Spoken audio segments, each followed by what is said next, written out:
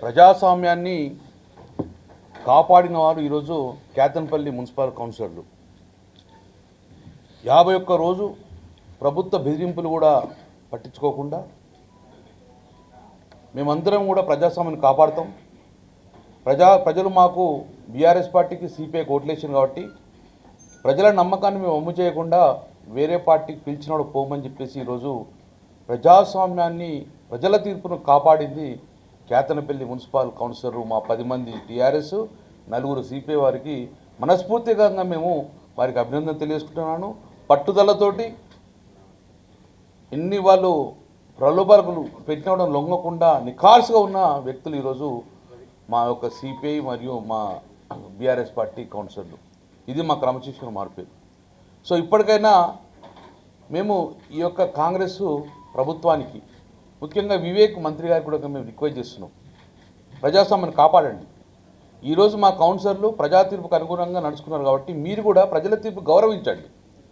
చాలా చోట్ల కూడా మేము వదులుకున్నాం. అదే చెన్నూరులో కూడా మేము పట్టుబట్టి మేము గుంజుకొని రాలే. అక్కడ ప్రజల తీర్పును గౌరవించినాం కాబట్టి చెన్నూరు మున్సిపాలిటీ క్లియర్గా మేము ఇక్కడ డిస్టర్బ్ చేయకుండా కాంగ్రెస్ పార్టీకి ఓట్లు పడ్డాయి కాబట్టి కాంగ్రెస్ పార్టీ చేసినాం. అలాగే ఇక్కడ కూడా కేతనపల్లి మున్సిపాలిటీ ప్రజల తీర్పుకు అనుగుణంగా మీరు నడుచుకోండి. ఇప్పటికైనా పోలీస్ బందోబస్తు పెట్టి డిస్టర్బ్ చేస్తా అంటే ఇక అంతకన్నా దుర్మార్గంగా మీరు ఉండే పరిస్థితి లేదు.